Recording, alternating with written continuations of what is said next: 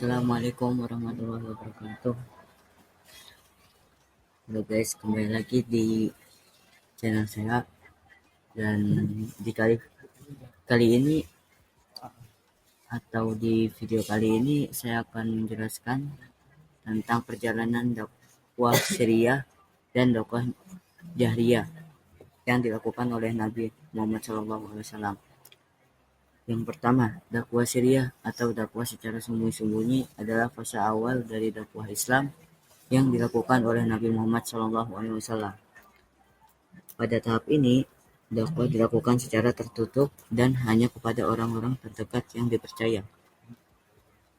Perintah awal untuk berdakwah adalah terdapat pada surat Al-Mudaththir, yang artinya, "Wahai orang-orang yang berselimut, bangunlah lalu berilah peringatan." Surah Al-Mudaththir, surah 74 ayat 1-2. Kemudian, setelah Nabi Muhammad SAW mendengar atau mendapatkan surah tersebut, Nabi Muhammad SAW pun kemudian memulai dakwahnya di rumahnya sendiri, yaitu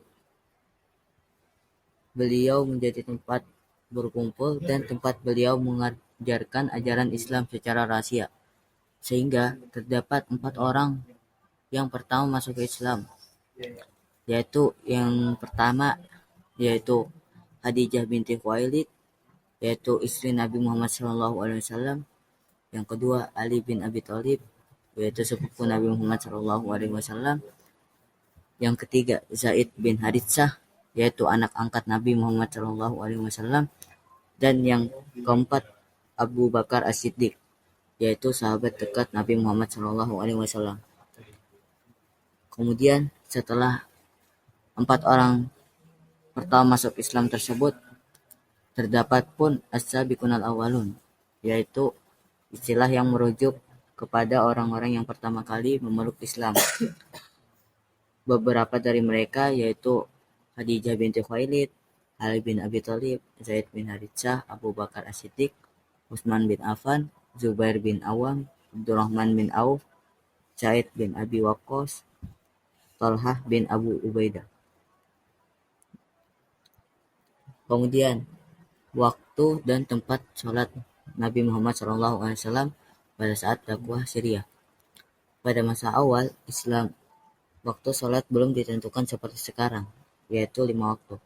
Namun Nabi Muhammad SAW dan para sahabatnya melaksanakan sholat pada waktu-waktu yang dirasakan tepat, yaitu sholat dilakukan di tempat yang aman dari gangguan kafir Quraisy, yaitu termasuk di rumah Arqam bin Abi Arqam. Kemudian pada dakwah Syriah ini terdapat alasan kenapa kafir Quraisy tidak merespon atau tidak mengejek dakwah Islam atau dakwah Nabi pada saat itu, yaitu terdapat 3 alasan, yaitu yang pertama rasa hormat dan kasih sayang. Kafir Quraisy memiliki rasa hormat dan kasih sayang kepada Nabi Muhammad SAW yang dikenal sebagai Al-Amin atau yang terpercaya. Kemudian yang kedua, perlindungan dari keluarga. Nabi Muhammad SAW mendapat perlindungan dari keluarganya, terutama dari Abu Thalib yang merupakan tokoh terpandang di kalangan Quraisy. Kemudian yang ketiga, minimnya jumlah pengikut. Pada fase awal, jumlah pengikut Islam sangat sedikit, sehingga tidak dianggap sebagai ancaman besar oleh Quraisy. Kemudian lanjut pada dakwah Jahriyah. Setelah Nabi Muhammad SAW melakukan dakwah Syriah, yaitu dakwah secara sembunyi-sembunyi, kemudian Nabi Muhammad SAW melanjutkan yaitu dengan dakwah Jahriyah atau dakwah secara terang-terangan. Awal ayat perintah dakwah Jahriyah ini yaitu datang melalui wahyu yang diterima oleh Rasulullah SAW, yaitu dalam surah Al-Hijr surah 15 ayat 94, yaitu yang berbunyi fasda bima tu'maru wa rid anil musyrikin, yang artinya maka sampaikanlah secara terang-terangan segala apa yang diperintahkan kepadamu dan berpalinglah dari orang-orang yang musyrik. Kemudian setelah Nabi Muhammad SAW mendapatkan wahyu tersebut, Nabi Muhammad SAW memulai dakwah jahriyah kepada keluarganya terdekat, yang disebutkan dalam surah Asy-Syu'ara surah 29 ayat 214, yang berbunyi wa anzir ashiratakal aqrabin, dan berilah peringatan kepada kerabat-kerabatmu yang terdekat. Kemudian setelah Nabi Muhammad SAW mendapatkan surah Asy-Syu'ara, Nabi Muhammad memulai dakwahnya kepada keluarganya dengan cara Nabi Muhammad SAW mengundang keluarganya untuk makan-makan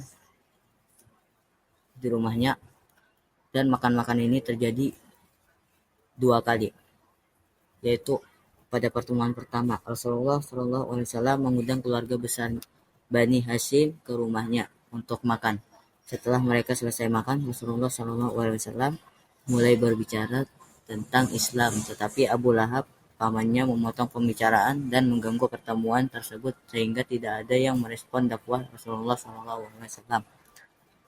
Kemudian pada pertemuan kedua, Rasulullah SAW kembali mengundang keluarga Bani Hashim untuk makan-makan. Setelah mereka selesai makan, beliau kembali menyampaikan dakwahnya dan memperingatkan mereka tentang azab Allah yang mereka tidak mengikuti ajaran Islam. Kali ini Ali bin Abi Thalib yang saat itu masih remaja menyatakan dukungannya kepada Rasulullah. Meskipun masih ada yang menentang, beberapa anggota keluarga mulai memperhatikan serius dakwah Rasulullah. Kemudian setelah Nabi Muhammad SAW dakwah kepada keluarganya, Nabi Muhammad SAW pun melanjutkan dakwahnya, yaitu di atas Bukit Sofa. Beliau naik ke Bukit Sofa dan memanggil semua suku Quraisy untuk berkumpul.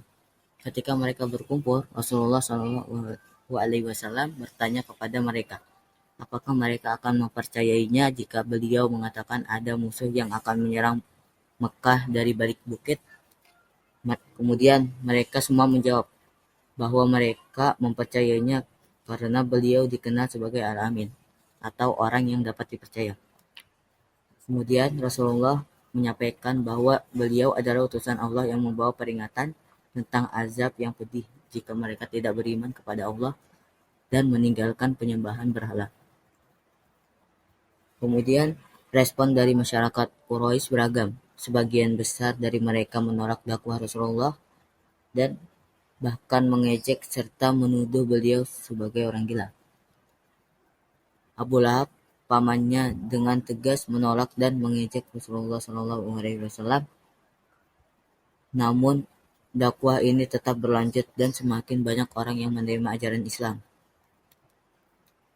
Mungkin cukup sekian penjelasan tentang dakwah Siriyah dan dakwah Jariyah yang dilakukan oleh Nabi Muhammad SAW pada zaman dulu.